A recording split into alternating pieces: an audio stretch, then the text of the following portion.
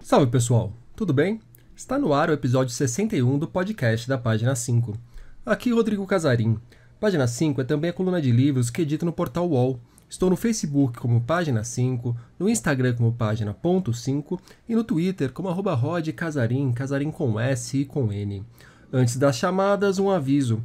No dia 12 de dezembro, às 11 da manhã, mediarei um papo com o Milton Ratum dentro da programação da Flipelô, que será virtual, claro. Coloquem na agenda. Agora sim, vamos aos destaques desta edição.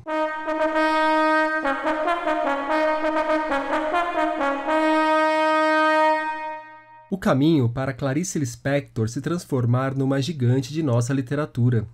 A 7ª edição da Feira Miolos. Os vencedores do Prêmio Biblioteca Nacional. Os finalistas do Prêmio São Paulo de Literatura. Cadão Volpato, História da Arte para Crianças e biografias de Angel e Marx nos lançamentos.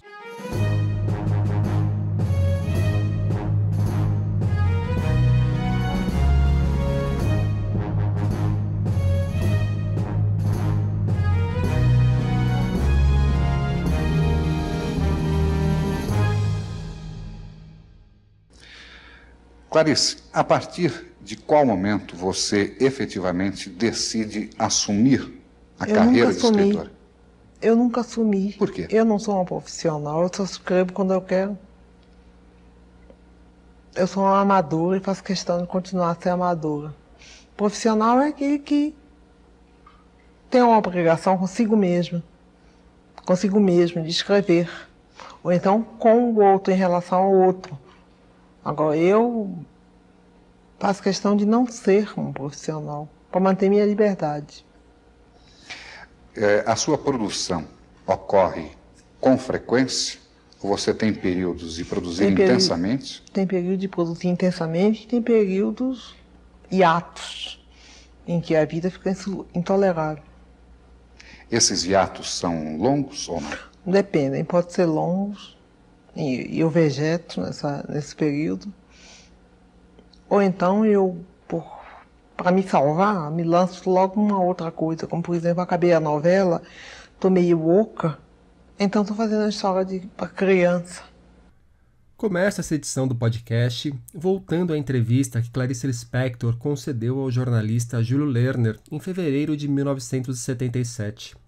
O papo foi ao ar no programa Panorama Especial da TV Cultura. Interessante notar como Clarice, já no final da vida, ainda se definia como amadora. Me parece que essa visão diz muito sobre a maneira como a autora encarou a própria carreira. Estamos comemorando o centenário de Clarice. Seu nascimento completa 100 anos no dia 10 de dezembro.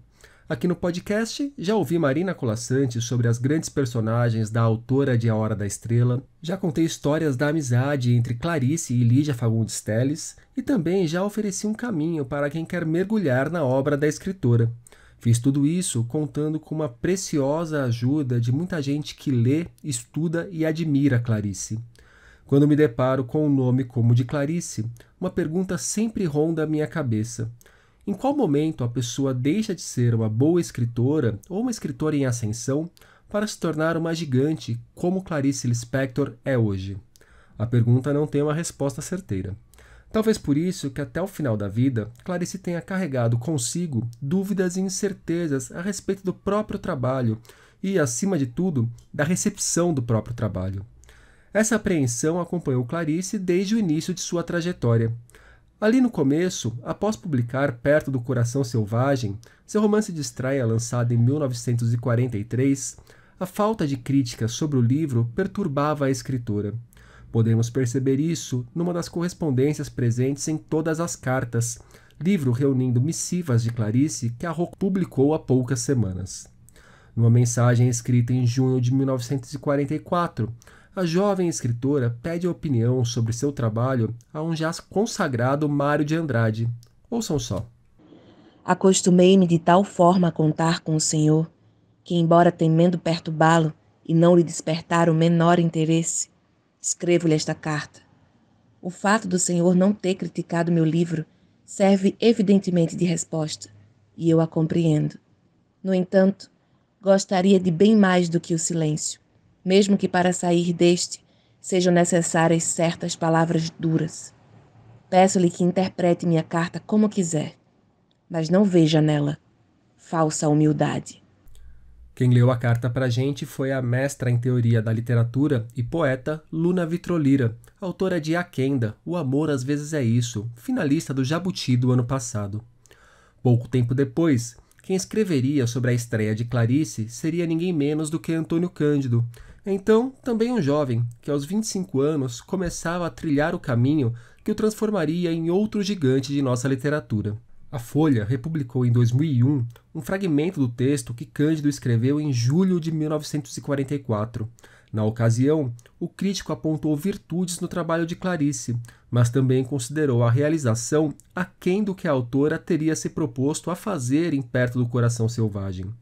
Quem lê pra gente um trecho do que Antônio Cândido escreveu é Yuri Alhanati, jornalista e crítico literário que toca o canal Livrada.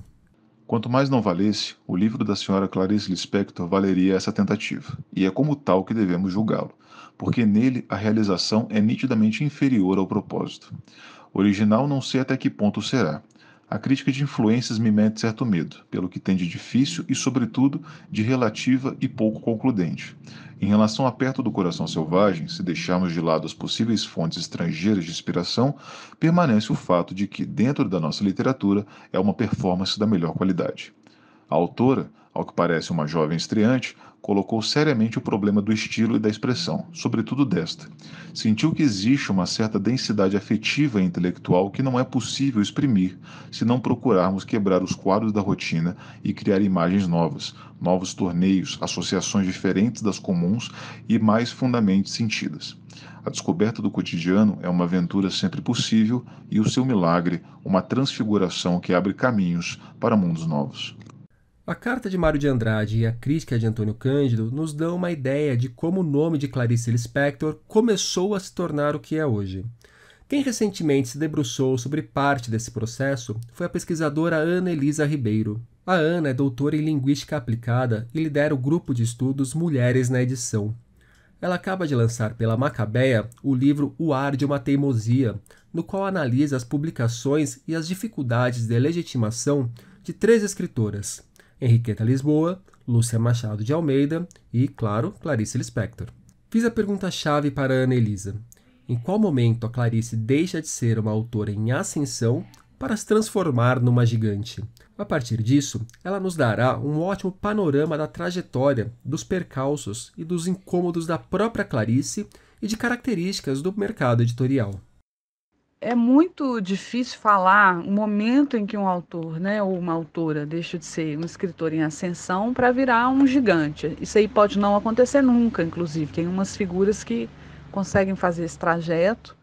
É o caso da Clarice Lispector, claramente, né, porque ela tem um tamanho até muito maior do que muitos que são já legitimados, canônicos e tal. E aí muita coisa tem que acontecer, inclusive o trabalho das editoras, né? Principalmente depois da morte do autor, né? Como que ela é traduzida, enfim. Pela trajetória dela, assim, ela foi... É legal a gente pensar que mesmo os gigantes como ela têm um início, né? Fazem um esforço, têm suas redes intelectuais para conseguir chegar à própria publicação, chegar ao livro, né? A gente às vezes acha que aquele autor, né, tudo foi fácil para ele tinha, né, estava no lugar certo, na hora certa, com as pessoas certas, em alguma medida pode até ser, mas é bom, eu acho, a gente olhar para essas trajetórias. Então você vê que a Clarice tinha uma ansiedade por publicação, ela achava tudo muito demorado. A gente tem que pensar que na época ali, no meados do século XX, a gente tinha uma situação assim, menos editoras, né, muito mais concentradas geograficamente do que hoje. Outras tecnologias, né, comunicação não era tão fácil quanto é hoje. E ela tinha, bom, a situação nem se fala, né, os privilégios dela, né, como mulher branca, burguesa e tal. Questões que hoje a gente sabe que tem implicações, né, para maior ou menor dificuldade, mas tinha, né, suas dificuldades. Por outro lado, não era um mercado editorial ainda concentrado no sentido financeiro, né? 2 ou 3 multinacionais. Não era, era outra coisa. Mais incipiente, né? Uma coisa ali, ainda um começo, uma consolidada. Então você vê que tem hora lá no meu livro, tem umas cartas dela, né, para os amigos, principalmente para o Fernando Sabino, para o Lúcio Cardoso, em que eles falam com ela, olha, espera, porque o melhor para você publicar é o Zé Olímpio, né, que era considerado o editor de literatura brasileira. E ela fala, não tenho, né, ela não tem a menor paciência para esperar, porque a espera é de 1 ano, de 2 anos para um livro sair. Ela queria resolver logo, né? Então ela vai procurando editores. O Sabino edita Clarice, né? Algumas vezes os livros saem pela editora dele, né? Ele acaba virando editor, né? Então é muito interessante, assim, ela faz essa trajetória, esse esforço, né? Ela escreve, ela procura editoras, ela procura ganhar dinheiro escrevendo para jornal. É uma tarefa que ela nem gosta tanto, mas que ela faz para alguns jornais. Olha, preciso de grana e tal. Então, coisas legais da gente ver no humano que é, né, essa figura. Em entrevistas que concedeu ao longo da carreira, Clarice, vez ou outra, apontava para o machismo do meio literário. Conta, inclusive, que há quem tenha desconfiado de que seu nome seria o pseudônimo de algum homem, o que também aconteceu com outras grandes autoras de nossa história. A Ana Elisa falou um pouco sobre isso. Como ela era mulher, embora ela não fale nisso, né? Outras falam mais. Ela pode ter passado por dificuldades que tem a ver com isso, né? Da acreditação de uma mulher. A Raquel de Queiroz, anterior a ela, né? Bem anterior, passou por esse tipo de dificuldade de acreditarem que o texto era de uma moça. Né? É famoso isso, né? O Graciliano Ramos duvidando, achando que era um pseudônimo feminino para um texto de um homem. Tem essa situação, mas a Clarice não fala nisso muito, mas se a gente for olhar, por exemplo, a Cecília Meirelles reclama, a Henriqueta Lisboa reclama, né? Essa coisa assim, você publica o livro e ninguém fala nada, a crítica é toda masculina, quase toda, e ela olha aquilo com um certo descrédito, né? Então, essa dificuldade da mulher chegar em pé de igualdade, né, com o mesmo respeito que é anterior até à leitura. Então, ela encontra adversidades daquele momento histórico, do fato de estar fora do país durante muito tempo, da dificuldade de encontrar um editor que publicasse rápido. Né? Tem uma carta dela que ela fala, não precisa ser rápido, não precisa ser bom editor, tem que ser rápido. É muito interessante. E a gente vendo de hoje é que atribui às dificuldades que ela teve alguma coisa que pode ter uma perspectiva de gênero, claro que pode, né? Provavelmente tinha. No caso dela ainda é mais suave, mas tem casos, né? Ela estava cercada de homens que acabavam atuando como agentes dela, né? Outras não tiveram isso. No pós-fácil de O Ar de uma Teimosia, Constância Lima Duarte aponta que Ana Elisa Ribeiro toca numa questão crucial em sua pesquisa: o sistemático apagamento da memória literária de tantas mulheres que, apesar de uma trajetória intelectual ativa, de obterem reconhecimento em vida, após a morte costumam ser esquecidas, nunca mais editadas, nem mesmo mencionadas nas histórias literárias. Essas mulheres, ainda nas palavras de Constância, sofrem um memoricídio. Clarice conseguiu escapar desse memoricídio. Ela ficou bastante conhecida em vida, mas após a morte, seu nome, respeito e admiração pela sua obra passaram a crescer cada vez mais. É um processo contínuo e poderoso de consagração, diz Ana Elisa. E ela fica conhecida em vida, né? Em vida ela já é uma escritora consagrada, mas depois ela se consagra ainda mais, né? Quando ela morre, os livros dela continuam sendo tratados, editados, promovidos, né? Isso é importante. Tem escritor que ninguém cuida disso depois, né? Ela é uma figura que foi parar nos livros de escola, né? Nos livros didáticos, uma autora conhecida, então ela fica com um nível de popularidade mesmo que a pessoa nunca tenha lido um livro dela, a pessoa sabe que Clarice Lispector é uma escritora, né? Então, é interessante, né? Mas não dá para dizer, nesse momento ela deixa de ser em ascensão, né? Ela vai se consagrando, e no caso dela de um jeito muito, muito poderoso, não é, né? Se a gente for contar aí nos dedos, né, que tem essas figuras do tamanho dela. E do tamanho dela não só no Brasil. Hoje Clarice é um sucesso também em outros cantos do mundo. E hoje a Clarice tem um tamanho, para a literatura brasileira nem se fala, né? Ela é uma das poucas mulheres que estão lá no auge do auge. E foi transformada nisso, porque viram uma imagem dela, né? No mundo, ela é muito traduzida. O que eu posso dizer é que ela é conhecida em muitos lugares, traduzida em muitos lugares. E, por exemplo, na Argentina ela é um sucesso, né? Ela tem vários livros traduzidos na Argentina, principalmente por uma editora lá, é uma editora importante, já tem mais de 50 anos a casa, chama Corregidor, que tem a Clarice como um de seus carros-chefes, né, de literatura estrangeira, né, para eles. E você chega nas livrarias, ela está ali na frente, né, na vitrine, né, aquele monte de livro da Clarice, um sucesso total, assim. Então, no espanhol, isso acontece, né? Então, ela é maior do que uma escritora brasileira, mas é importante frisar esse trabalho constante de edição sobre ela, sobre os livros dela, etc. Super estudada, né? Essas coisas todas vão contando para sustentar a pessoa, sustentar esse autor ou essa autora num certo lugar, né? Então tem muita gente trabalhando para isso, né? Ela é muito estudada na academia, por exemplo. Ela tem especialistas em Clarice Lispector. As pessoas falam muito nela. Agora fazendo 100 anos, não sei quantas lives sobre ela. Então ela continua muito frequente, né, nas coisas. Faz muita diferença para o trabalho sobre um autor, sobre a obra dele. Um autor pode ser esquecido se esse conjunto de coisas não opera a favor dele, né? Então é isso, é muito fascinante, né? Mas não tem receita de bolo, não dá para dizer, faça assim que você vai virar uma Clarice Lispector. Né? Só saberemos lá na frente e aí algumas pessoas vão analisar qual conjunto de coisas, né, fez aquela autora, aquele autor chegar ali. E nessa falta de receita, volto a Clarice. Volto àquela entrevista que ela concedeu em fevereiro de 1977. Aqui ela fala sobre os trabalhos rasgados, os escritos que não lhe satisfazem, os períodos de morte. Na sua formação como escritora, quais aqueles escritores que você sente que realmente influenciaram, que marcaram? Eu não sei realmente, porque eu misturei tudo.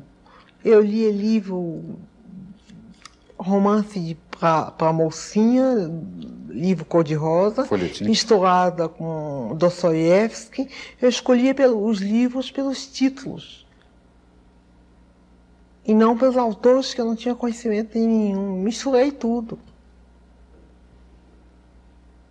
Fui ler aos 13 anos Hermann Hesse, tomei um choque. O Lobo na Estepe. Ou da Estepe, não sei. Aí comecei a escrever um conto que não acabava nunca mais. Terminei rasgando, jogando fora.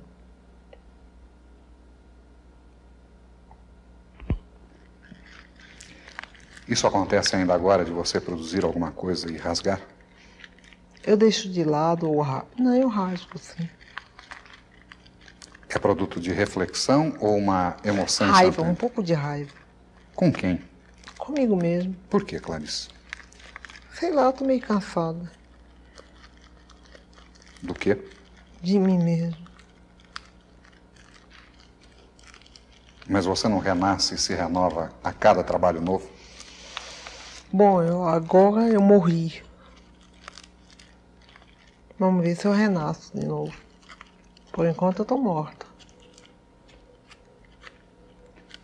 Tô falando de meu túmulo.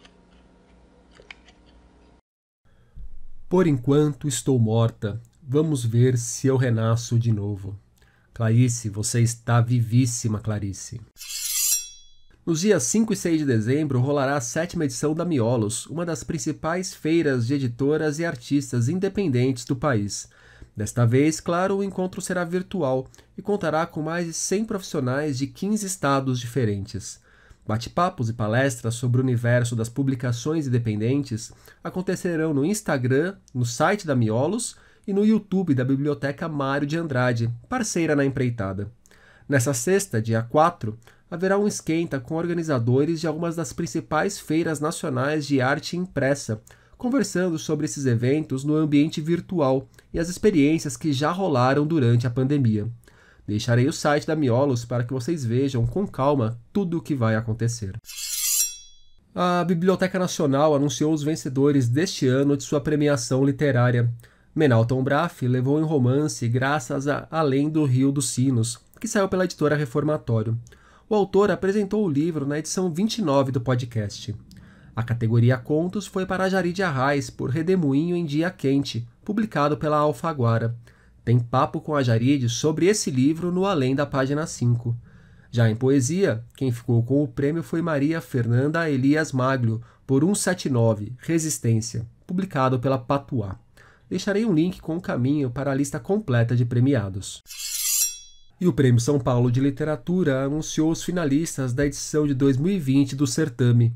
Na categoria Melhor Romance de Ficção temos Adriana Lisboa com Todos os Santos, Cláudia Lage com O Corpo Interminável, Javier Contreras com Crocodilo, João Carrascosa com Elegia do Irmão, Joca Rainers Terron com A Morte e o Meteoro, Julian Fuchs com A Ocupação, Maria Valéria Rezende com Carta à Rainha Louca, Milton Ratum com Pontos de Fuga, Patrícia Mello com Mulheres Empilhadas e Paulo Scott com Marrom e Amarelo. Já em melhor ficção de estreia, nomes como Carol Rodrigues e o seu O Melindre nos Dentes da Besta, Davi Boaventura e o seu Mônica Vai Jantar, Miguel Del Castillo por Cancún e Natália Borges Polesso por Controle. Lembrando que a premiação só leva em conta estreias no gênero romance também. Lista completa no link da descrição do programa. Os vencedores só deverão ser anunciados no ano que vem. A cerimônia de premiação está prevista para março. Jornalista, ex-apresentador do Metrópolis da TV Cultura e autor de livros como Pessoas que Passam pelos Sonhos, Dezembro de um Verão Maravilhoso e A Sombra dos Viadutos em Flor, com o qual foi finalista do Jabuti de 2019. Cadão Volpato está com um romance novo na área. Falo de Espíritos de Carros Quebrados, 10º título nos 25 anos de carreira literária do autor. O Cadão comentou aqui para o podcast como surgiu e qual a proposta desse novo romance. Oi, Rodrigo. Esse livro, Espíritos de Carros Quebrados, é uma obra de ficção. Ele foi escrito logo depois de uma memória, uma pequena memória chamada A Sombra dos Viadutos em Flor, que falava do meu tempo de rock and roll. E eu me lembro que uma das razões para ter escrito esse livro foi o impacto que uma exposição teve sobre mim, uma exposição de fotografias do fotógrafo suíço Robert Frank, chamada Os Americanos, aí no Instituto Moreira Salles, em São Paulo. E me chamou muito a atenção porque havia uma ala nessa exposição em que ele mostrava as fotografias de família dele. E a partir dessas imagens que eu achei muito fortes e ao mesmo tempo muito inspiradoras, eu escrevi uma dessas histórias porque na minha cabeça o livro se divide em 3 partes, mas seria uma espécie de tríptico, vamos dizer assim, que é aquela coisa medieval dos quadros divididos em 3 partes e que juntos eles dão uma ideia só. O livro, na minha opinião, ele é isso. São 3 histórias que se relacionam completamente e dão uma imagem só. Essa imagem, para mim, é a imagem de velhos amigos a caminho da velhice. O autor também falou sobre outras referências e o tom ou espírito do livro. Então, ele é um livro que fala disso. Ele tem um tom assim, um pouco mais tristonho, porque é quase uma elegia, assim, um poema fúnebre. Embora ele não tenha essa linguagem poética carregada, não se trata de prosa poética, não é nada disso, mas ele tem esse espírito que é um pouco o de pessoas que estão na minha idade. Eu tenho 63 anos, elas estão se aproximando da velhice muito fortemente, né? Hoje os 60 anos são os novos, 50, né? Mas mesmo assim, é a faixa de idade dos meus amigos. É um pouco um retrato da minha geração, e só que assim, com um uso completo da imaginação. E eu ali, ao final do livro, eu coloco essas referências porque eu achei muito importante abri-las, sabe? Então você tem aí desde mangás de um cara admirável chamado Jiro Taniguchi, que fez um mangá lançado no Brasil chamado O Homem que Caminha, que é pura imagem, e eu acho maravilhoso. Tem essa exposição do Robert Frank, tem um documentário muito influente para mim chamado Sans Soleil, de um documentarista chamado Chris Marker. Enfim, é um conjunto de elementos puramente ficcionais, e eu acho que eu estava num momento em que precisava fazer ficção. E acho que o livro ter saído agora, em 2020, no ano da pandemia, num ano tão ficcional como esse, é um verdadeiro milagre. Eu fiquei muito feliz dele estar saindo para uma nova editora, a Faria e Silva Editora, do meu amigo Rodrigo Faria e Silva, que é um ótimo editor, o cara que editou A Sombra dos Viadutos em Flor, que é um livro muito importante para mim.